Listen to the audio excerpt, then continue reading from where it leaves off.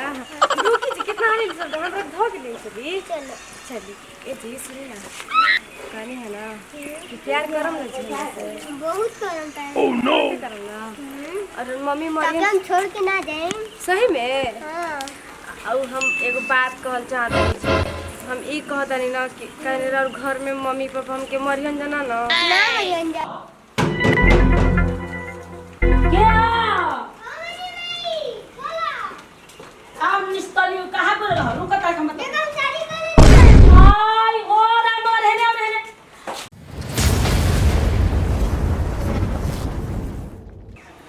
का जाने केने एगो लइको बानु हते चुकी जामल बउए आ का जाने केने घूमत रहता हेने होने ना ओकरा खाए के ढंग के बउए ना ओकरा पढ़े के ओकरा त कुछ के चिंते नहीं के दिन भर हते चुकी बा आ अपन से बढ़ के संगतिया बनैले बउए हेने से होने घूम मम्मी हो बता दे मोहिता के शादी हो गता मोहिता के शादी हो हां मोहिता रोहिता सबके शादी हो गेल मार काहे नहीं कोगत इस तो नहीं होता बियाह हमार शादी हो की अरे तो भागो तो छरिया तड़े तो शादी हो तो हतियो चुके में बियाह वो तो बड़ बस तो कन के बियाह होता है हमार शादी हो की तोर बाबू ले कहन तो मारे लगे जाना ना इस्तनी पढ़ लिख कमाई बताऊ तहर बियाह होई तो सही बियाह कर दी हतियो चुके में बियाह करबा हम कर हम जाते अरे एने सुन रे खा ले रे आई हो रामा आई के उठा तनु ओकरा के पीड़ कइले रहल आ तबे ये के कहत रहल बताओ दम हमरा के नाके में दम क के रखल था वहां के बारे ते दिन भर घूमत रहता वहां के चिंता नहीं के हमर लइका पढ़ता कि का करता केकरा संग रहता केकरा संग नहीं के रहत वहां के कोनो चिंता नहीं है आओ तुम तब एबरे बताओ तो जाए त बियाह करी बियाह कर देही लिया के पतो उतार दिया ओकरो के कमा के खियाई आ ओकरो के दोनों के खियावत रह बताओ हो होत चुके ओकर ई कुल बात बतिया के ओकर पढ़े लिखे के उम्र हुए खाली नु गांव में के आदमी ओइसने बाड़न दम ओकर के एको गो कहत के ओकर कान भरले रहत असन त बियाह करत त हई करत हौ कर आई कहां बड़ हो ए बबुआ के माई अरे बाप रे बाप काम कर माथा खराब क्या जी आग ने वाली त हे जा बैठू रे दुआरिया पे का करी बोला ना दिन भर घुमला ले फुर्सत बा ई बुझात त बाल बच्चा पढ़ियो सन लिखियो सन कि ना लिखियो सन आ तो ओकरा के सरकारी बुनियादी विद्यालय में नाम लिख होइले बुनियादी विद्यालय में नाम लिखवा देना सरकारी में पढ़ाई होते बे मिस्टन में आई लका जने क्यों का कोनो सन कहत नु ए माई हमरो बियाह कर रोहिता के मोहिता के कुलन के बियाह होते बे हमार ना बियाह होई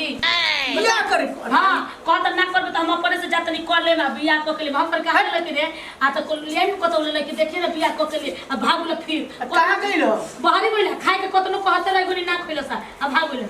बस हां अरे मर दे ई कोनो पिन कइले हो ये सब बुझा के टोला में ओकरा के टोला में त हम त जानी ना तो भागुल पर मैं जिया वाट दे बुझा गेल हमें कुल रातो से रोसल में हिंदी गई होबा आ रहत बड़का बड़का के संग त का करिए सन एकरा के कोई कुल बुद्धि सिखाइए सब ये वही सन कतनो कर ऊपर हॉस्टल वगैरह में डाल दे तो नानू सही थी नानू बिगड़ी ए जे रहत ए जे जानते बानी लेखन तो पढ़े लिखे के तो बात ना हां हां अब हां करतनी हम मुड़ी ले ले हो जाई तो करम तो होई और तू माने ठीक हो बेटा कर सही करतनी पाई चल बनी जाके को नहीं हो के हर को देखत है का क्यों बुझाइबे ना करला रुकत कहले बनी दम तार के धइले बनी आया तो नती नु तुमको के मारम चमेटल लटके जनु के कुल बियाह के धइले भुला जी देखो तारा का तुम छाता लेके आए हो हम जाना तो लुक ना लगे हाँ हाँ तो हमरा से बहुते प्यार करला अच्छा ई बताओ हेजा ताके बैठल बन जब केहू देख ली ना तो इतना मरिया सा ना और तो तू हमरा से शादी कर घरे लिए के जता बताओ तार मम्मी पापा रखियन जा हमरा के और हम पापा ना सरकारी नौकरी करेलन तब खिला खिला के अभी तू परिवार में मोटा के देलन अच्छा मतलब हम तार पापा सरकारी नौकरी करला हमरा के खिया खिया के मोटवा देबै है ना तो सुना बड़ा धूप लागत लेकिन धूप नहीं के अभी छोट बड़ा ना नहीं थी होता बनी है ना बता तेरे घर में के बा पापा बनी मम्मी बनी और हम बनी तू ही पढ़ाई हो तब तो मेरा झमरे चली ना ओह नो तो सरकारी नौकरी के पैसा हम ही ना रखा हां रख ली हो तारे लवा में वैसे के बाटे आई हो दादा सही में हां अरे बाप रे बाप तो ये जब बैठले से काम ही ना तो चली जा घर है आराम कर ली नीचे ना हां चलो चले के चला उठा वैसे भी ना घाम बहुत लागत है चलो घरे चले के उठाई जी हमरा के आई चल के ना बाजी घरवा सामने ओके चला अभी थोड़ी देर है बाटे तो चल चलो चली ना रुकी जी कितना हारी चल हमरा धो के ले चली चलो चली ए जी सुनी ना कहनी है ना कि प्यार करम ना जी से बहुत गरम टाइम Oh no! करम ना और मम्मी तब मरियम हम छोड़ के ना जाए सही में हाँ और हम एगो बात कहल चाहते हैं हम ई कहतनी ना कि कहने रह घर में मम्मी पापा हमके मरियन जना ना ना भैया हम निस्तली कहां पर रह रुक ता हम एकदम शादी कर लेनी मां आई हो राम रहने में आई हे बचिया ई का इच्छा ता उतन ले करे अरे के कर लड़की रे कहां ले निकल रे क्या काम समझ अरे आदमी जानी तो का कह रे ए बचिया चल अपन घर ई होते चुके लगे कमा के खियाए बोला ना आई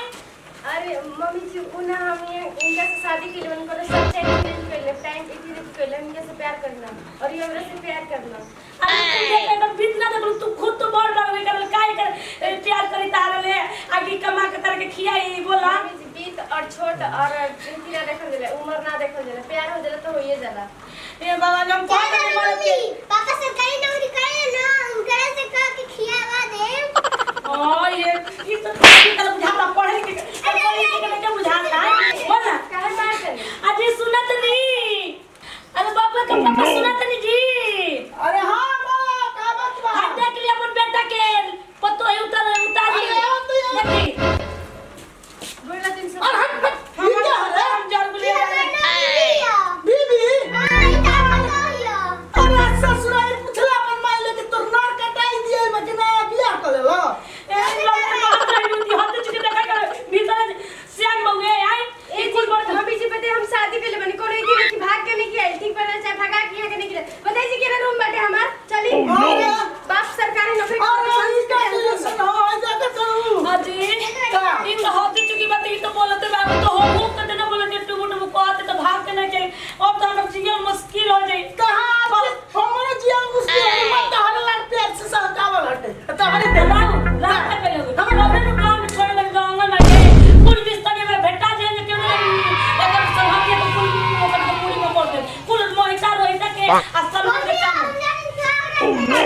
हेलो नहीं सुन भिड़ी ना कर तो जान तो मारी ना माई सुन ओकर का अपन गांव में कर दे दोस्त को करल बोल हो तो हेज लेके गाड़ी लेके सिकड़ी लेके सोना के बियाह करे ओकर के भगा बाबा क्या कर